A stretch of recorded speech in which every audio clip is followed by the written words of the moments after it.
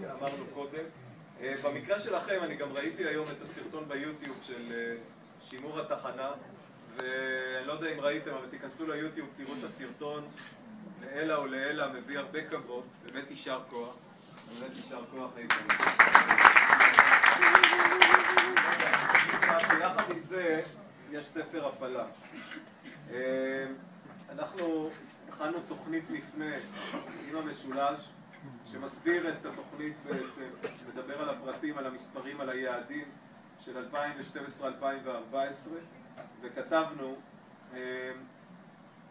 איתן, יישר כוח על ההישגים והעשייה בשנת המפנה הראשונה. להגיע למקום הראשון מבין כל התחנות בארץ זה ללא ספק הישג מרשים, והערכה על השוטרים, המתנדבים, הקצינים של התחנה ופיקודך ממני, יישר כוח.